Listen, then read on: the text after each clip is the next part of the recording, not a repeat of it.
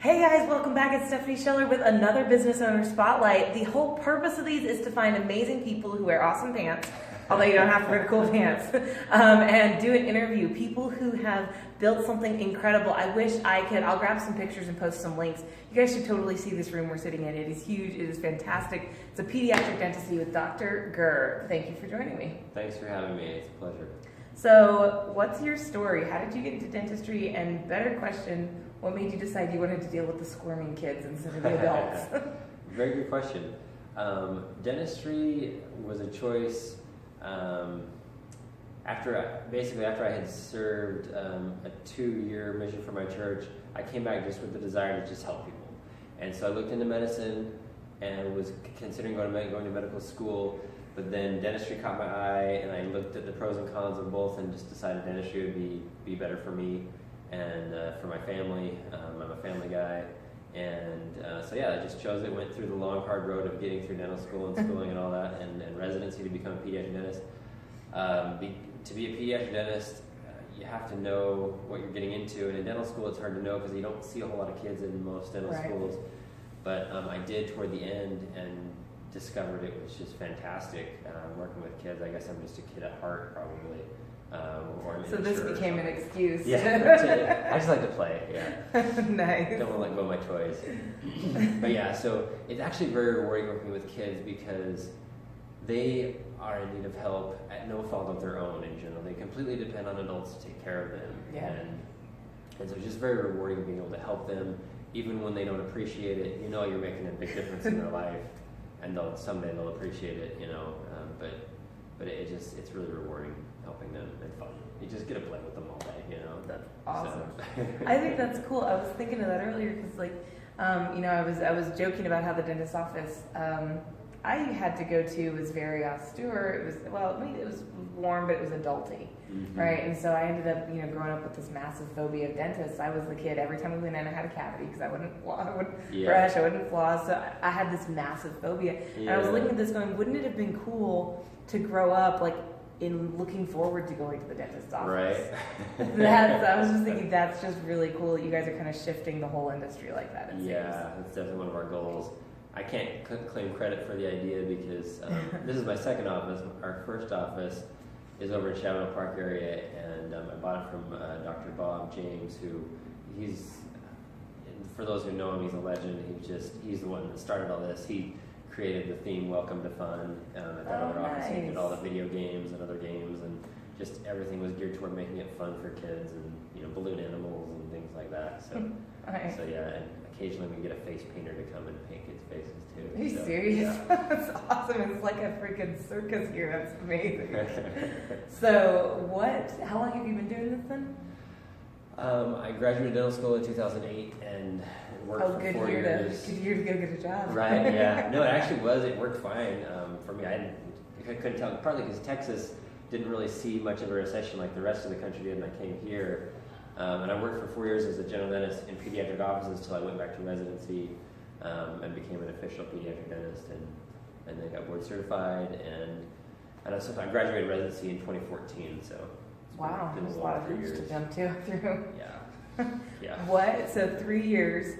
What has been probably the hardest moment? Because 3 years and you already have two offices. That's actually huge. Thanks. Some people thought I was crazy opening a second one so quickly. All the good ones are. Yeah. It was hard opening this. I've had a lot of great help, behind the scenes staff that have helped make it happen. But it's been a lot of work and stress and anxiety that it wouldn't work out, but it did, and it's getting there still. We're still kind of making it. Still building. Still building for sure. It's still new. We're at 9 months now here, so still got some time to go before we're solid. But yeah, it's going well. It's going really well. Were there ever any moments where you looked at it and just said, "Screw this! I'm going back to working for somebody else and let someone else deal with the pain of having to run a practice"? There are moments where I can see why some people never get into ownership because it is stressful.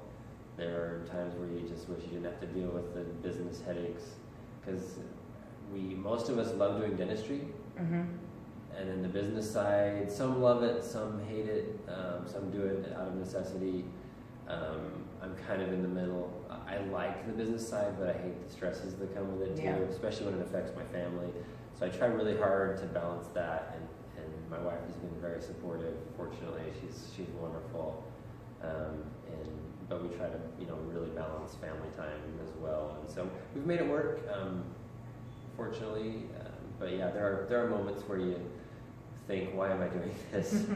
So what gets you through when you have that? When you're sitting there going, we're just talking about that. Yeah, partly because it's the better option. I'm able to have more flexibility with my time. I'm able to do things the way I want to do them, the right way that I feel is the right way. I feel no pressure from anyone to treat patients the way I feel is the right way to treat them. I try to treat every child that comes in the way I would treat my own kids, and I don't have to feel any pressure from anybody to do otherwise. You've got to do X, Y, Z. Yeah, exactly. Which gets very heavy in the medical field. Yep. I had a client. That's a whole other story. But I had a client who she was like, I can't handle being told how to treat people anymore. Yeah. She was like, it's just not. It doesn't work. So, I had another question I was going to ask. The family thing. So, I'm always curious. I know so many people who have sacrificed family to build their business, or sacrificed business to do their family, but you're balancing. What's your key? The key is, well, this ties into your last question that you told me about the what's most But the key is what I call first things first. I learned from a group of friends when I was in college. You put first things first, and everything else works out. And so I didn't make this more important than family. In fact, the second office is where it is because it's close to home. I'm like 5 minutes away. So that's that was the reason for doing it in the first place. And my wife and I both knew that, and so we both focused on that to make it happen. And it's been hard and harder than we thought probably, but in the end, it's for the right reasons. And so if you're doing things for the right reasons, it works out. Where do you see this going eventually? Do you want like a chain of like 400 offices across the U.S.? No, I mean, part of me does like doing the business side, managing the business, but I love doing dentistry. I love working with kids. I don't ever want to be done doing that until I'm old enough that I feel like I should stop, So, but I don't know. Maybe it will expand a little bit more, but definitely not anytime soon. So, what was the hardest part about setting up a second office, going from 1 to 2? I had never done it before. Oh, that's right, because you purchased one. Yeah, the first one was already set up, and I just stepped in and took over. This one, I've never started one, so I had a lot of things to learn about how to do that. And fortunately, I know other dentists that have, and so I got a lot of good advice. I didn't just do it blind. Plus, I've seen it done. Company I worked for several years ago, I opened an office for them, and so I kind of had experience from the dentist side. So I kind of knew what to do on the dentist side. Was the business side. It was all new, and had to figure that all out. Yeah. What's either the biggest lesson you learned, or something you would go back and do differently? Biggest lesson I learned was don't give up. Because there's moments where you feel like, or I felt like, I was going to lose my shirt and not be able to open the practice and not going to keep it for very long. The first 4 or 5 months were scary slow, and I just thought, and I could have given up. I could have said, "Oh, sorry, it's not going to work out." Right. Declare bankruptcy. Cut your losses, or whatever. be done. Yeah, exactly. But little miracle after little miracle, not giving up, persevering, it worked out. So, and we're out now in a better spot, obviously. So. And is what kept you going back to what you said earlier, having your priorities in the right place? Yeah, absolutely. Mm-hmm. So, how did you? I know a lot of people who have a lot of goals and a lot of dreams. How did you pick your priority? How do you make your priorities and do them 1 and then 2 and then 3? For me, ties back into God, family, friends. Relationships first. My marriage is first. feels like I've made it that way. But yeah, I mean, I've been taught that my whole life that God is first, family is first, and so if you do things for those reasons, I don't know, for some reason it works out. It's hard to explain, I guess, but yeah, I just feel like having put those things first, I don't worry about what can go wrong, because those things are always most important. If I've got those straightened out in my life, that's what matters. That's what matters. You know. Wow. That's awesome. Well, so I will ask our little last question here, because I'm super curious. What is your best piece of advice for a business owner? It's kind of what we talked about, is putting first things first, and because when you have the most important things that matter the most in life first, it doesn't really matter what goes wrong. Other stresses can happen, you know, tragedies can happen, but if you have your relationships in the right place, it doesn't matter. It'll be okay.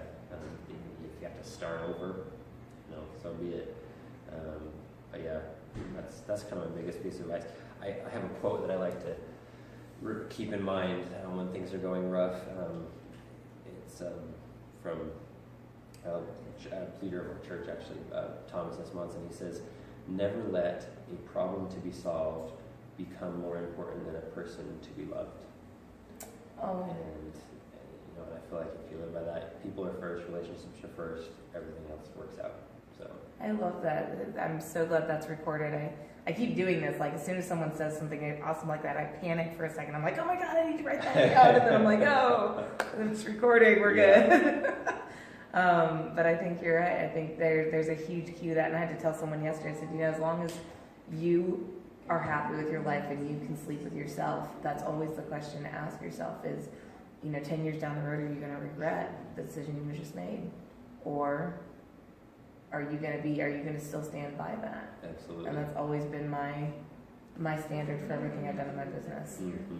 So, well, that was really cool. I'm going to totally have to replay this one 4 or 5 times to try and get all the nuggets out of it, but I appreciate it. I love what you've done here. I think you've got an awesome setup, and Thank you very much. I'm super glad that we got the chance to meet. Yeah, me too. I really appreciate it. Thanks for taking the time. Yeah. So for our listeners out there, this is what it is. This is the Business Owner Spotlight. Find somebody who may have never had the chance to get the spotlight put on them, but has some really key information, some valuable information that can make a difference. And I want to encourage you, if you know somebody who would be great to connect, go down below, get my contact information, send them my way. I would love to put the spotlight on them. In the meantime, get out there, set your priorities straight, and get ready to smash the target, because we're done just hitting it. It's time to knock that thing out of the park. We'll talk to you guys soon. Make it a great week.